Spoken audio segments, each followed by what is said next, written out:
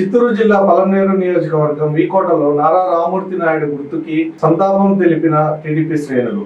చంద్రగిరి మాజీ శాసనసభ్యులు నారా చంద్రబాబు నాయుడు సహోదరుడు నారా రామ్మూర్తి నాయుడు మృతి పార్టీకి తీరని లోటని మండల పార్టీ అధ్యక్షుడు రంగనాథ్ అన్నారు. ఆయన అకాల మరణం పార్టీని తీరని లోకంలోనికి నట్టిందన్నారు. ఆదివారం ఉదయం వికోట ఎన్టీఆర్ సర్కిల్లో ఆయన చిత్రపటానికి పూలమాలలు వేసి ఘనంగా నివాళులర్పించారు. ఆయన శాసనసభ్యులుగా పార్టీ కార్యకర్తలకు ప్రజలకు చేసిన సేవలను స్మరించుకున్నారు. ఈ కార్యక్రమంలో మండల పార్టీ సీనియర్ నాయకులు చౌడప్ప, కార్యదర్శి ఈశ్వర్, మండల తెలుగు యువత అధ్యక్షులు ధీరజ్, నేతలు రుహుల నారాయణ స్వామి, హరినాథ్ రెడ్డి, నాసిర్ సతీష్, రమేష్, చంద్రారెడ్డి, సురేంద్ర, ఉదయ్ కుమార్ తదితరులు ఉన్నారు. నివాళులర్పించడం జరిగింది.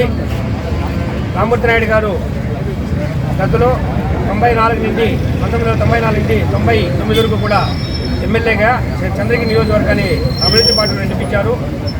ఆయనకి ఎప్పుడు కూడా తెలుగుదేశం పార్టీ అండగా ఉంటుంది. ఆయనకి ఆయన కుటుంబ సభ్యులకి అందరికీ కూడా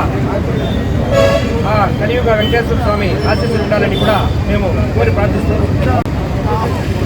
మన ప్రియతమ నాయకుడు చంద్రబాబు నాయుడు గారి యొక్క సహోదరుడు మాజీ శాసనసభ్యుడు చంద్రగిరి, అతని ఆరోగ్యం ఒక 15 ఏళ్లుగా బాగలేదు. అతను రెస్ట్లోనే ఉన్నాడు. అతని ఆరోగ్యం పూర్తిగా నశించడం వల్ల స్వర్గస్థుడు కావడం జరిగింది. కానీ ఎందుకంటే అతనితో బాగా నాకు సన్నిహిత సంబంధం ఉండేది.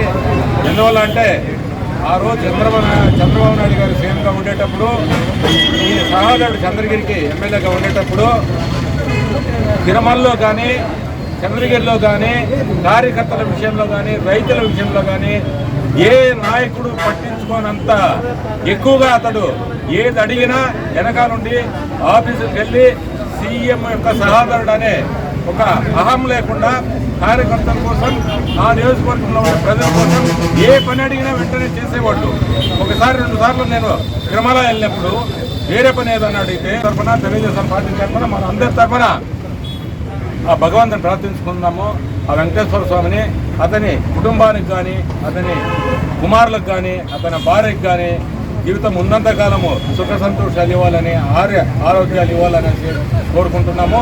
అతని ఆదర్శవంతంగా తీసుకొని రాబోయే నాయకులు కూడా శాసనసభ్యులుగా ఉన్నంత వరకు, పదవిలో ఉన్నంత వరకు అతడు ఏ విధంగా పనిచేశాడో ఆ విధంగా పనిచేయాలనేసి, అదేవిధంగా అతని యొక్క సోదరుడు ముఖ్యమంత్రిగా ఉన్నా కూడా అతని పరిధి శాసనసభ్యుడు కాబట్టి అంతవరకే పనిచేయడం జరిగింది.